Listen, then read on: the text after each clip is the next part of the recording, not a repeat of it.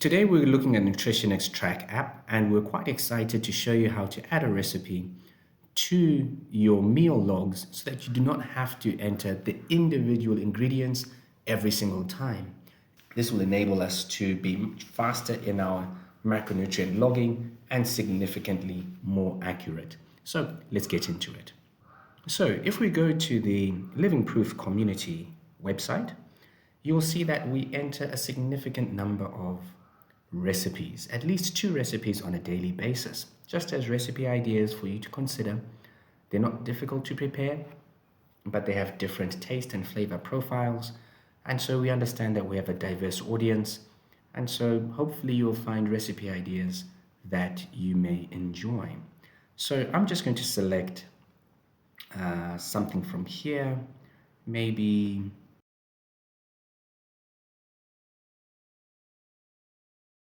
let's have a look at the liver and bacon with creamy spinach and avocado creamer. Going back to our Nutrionix Track app, if we go to our dashboard, you can then see on our left-hand side our menu: home, my foods, preferences, daily goals, etc.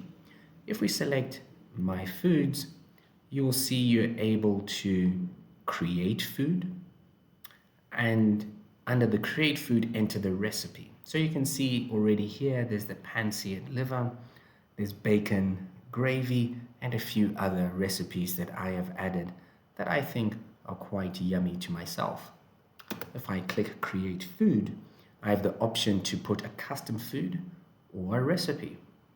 And if I select recipe, you see that I have the options to enter the particulars of the recipe.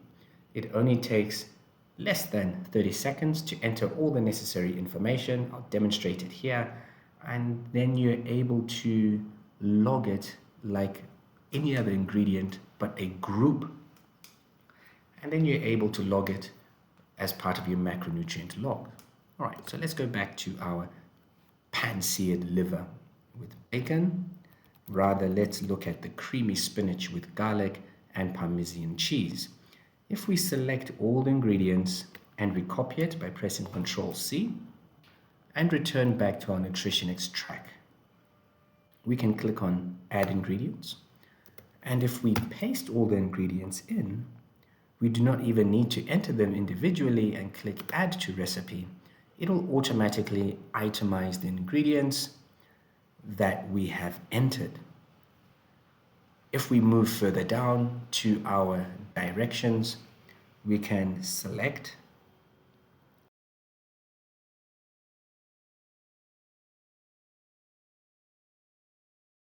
now this particular meal is for 4 servings. So where we see serving in the upper right corner, if we click and we enter 4, it will adjust the nutritional information, assuming that each serving is obviously a quarter of the recipe above. And you can see the total number of carbohydrates, 5.9 per serving, total fat, 14 grams, and total protein, 5.5 grams. If we go to the top, we're able to enter the recipe name. In this case, we're entering the recipe for creamy spinach with garlic and Parmesan. If we click it and enter it and click Save, we've saved the recipe.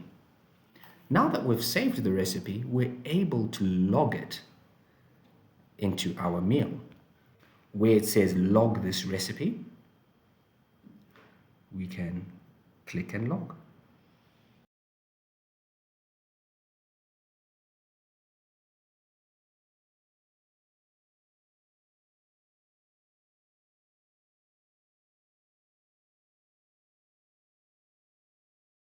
Now that we've logged it in, if we scroll to the top, we can see for breakfast our creamy spinach with garlic and Parmesan cheese and the necessary information accordingly.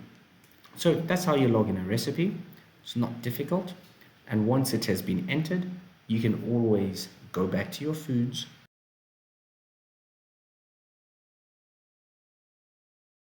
select the recipe or search for the recipe that you want to enter. If I want to enter pan-seared liver along with my particular food, select and log this recipe.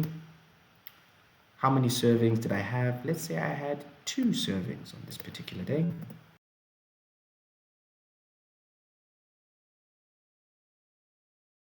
And when logged in,